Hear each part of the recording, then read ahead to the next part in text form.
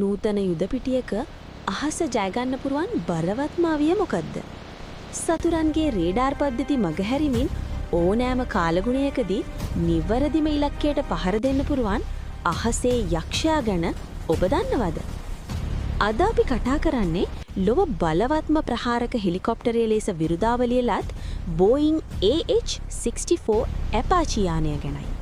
ඇමරිකානු තාක්ෂණයේ විශිෂ්ටතම නිර්මාණයක් වන AH-64E ඇපාචි ගාඩියන් යානයට එන්ජින් දෙකක් තිබෙනවා. මෙහි උපරිම වේගය පැයට කිලෝමීටර 300කට ආසන්නයි. නමුත් මෙහි සැබෑ බලය තිබෙන්නේ එහි වේගය මත නෙමෙයි. එහි ඇති අතිනවීන තාක්ෂණය මතයි.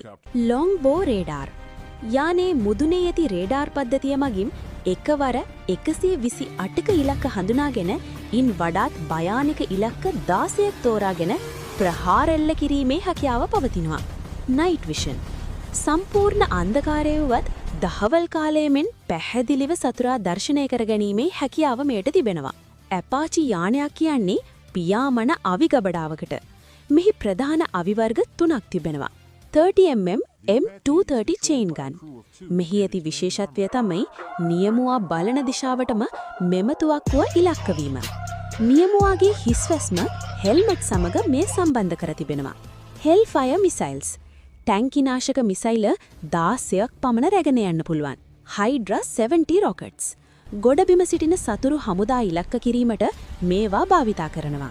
ඇපාචි යානයක් බිම හෙලීම ලෙහෙසි නැහැ. මෙහි බඳ නිර්මාණය කර තිබෙන්නේ 23mm ප්‍රමාණයේ ප්‍රහාර පවා දරාගත හැකි අයුරින්. යම් හේකින් එන්ජිමක් අක්‍රිය වුවත් අනෙක් එන්ජිමෙන් ආරක්ෂිතව ගොඩබෑමට මෙයට පුළුවන්. ඇමරිකාවට අමතරව ඊශ්‍රායලය, ඉන්දියාව වැනි රටවල් රැසක් මේ වන විට මෙම යානය භාවිතා කරනවා. නූතන තාක්ෂණයත් සමග ඇපාචි යානය තවමත් ලොව අංක 1 ප්‍රහාරක හෙලිකොප්ටරය ලෙස වැජඹෙනවා. ඔබ හිතන්නේ මේ යානයට අභියෝග කළ හැකි වෙනත් හෙලිකොප්ටරයක් ලෝකයේ තිබෙනවාද? පහලින් කමෙන්ට් කරන්න. මේ වගේ වීඩියෝ දිගටම බලන්න අපේ channel එක subscribe කරන්න.